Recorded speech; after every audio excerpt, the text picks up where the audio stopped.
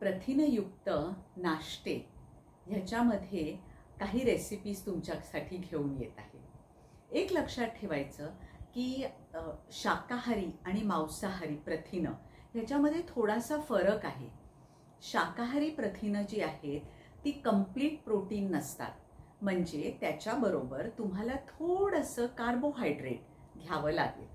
म्हणजे आता समजा तुम्ही सगळ्या डाळींचे डोसे केले तर त्याच्याबरोबर थोडासा रवा किंवा तांदूळाचं पीठ किंवा नाचणीचं पीठ असं काहीतरी घालायला लागेल। आता ह्याच्यावरनं एका पेशंटने मला प्रश्न विचारला की मी मॅडम एकदम हेल्दी नाचणीचे डोसे करते किंवा ज्वारीचे डोसे करते। आता तुम्ही लक्षात घ्या की नाचणी आणि ज्वारी हे सुद्धा पूर्णपणे रूपांतरित होतं साखरेमध्ये जर त्याच्यामध्ये तुम्ही डाळ नाही घातली।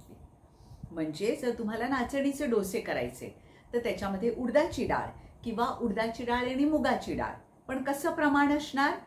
1 वाटी जर मिक्स उडदाची डाळ आणि मुगाची डाळ असेल तर त्याच्यासाठी फक्त एक आपला जो दह्याचा चमचा असतो त्याचा सुद्धा पूर्ण भरून नाही असा सपाट चमचा तेवढंच नाचणीचं पीठ किंवा ज्वारीचं पीठ तुम्ही घालू शकता।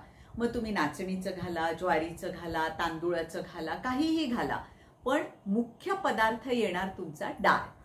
तर असे डोसे करताना त्याच्यामध्ये कधी आलं मिरची लसूण घालू शकता, कधी खोबऱ्याचे तुकडे घालू शकता, मिरी अख्ख्या किंवा नुसत्या अशा थोड्याशा कुस्करून घालू शकता, दिसायला खूप छान दिसतात। किंवा तव्यावरती थोडंसं तेल घातल्यानंतर तीळ घालायचे आणि मग त्याच्यावरती हे डोसे घालायचे तर ते तीळ की नाही सुंदर चिकटतात आणि तिळामधलं जे तेल बियाणं येतील हे तीळ तर हे आपल्याला थोडंसं तेल आवश्यक असतं तर ते सुद्धा आपल्याला मिळतं। तर हे डोसे करून बघा आणि तुम्हाला कसे वाटले हे आपल्या ग्रुपमध्ये अवश्य सांगा।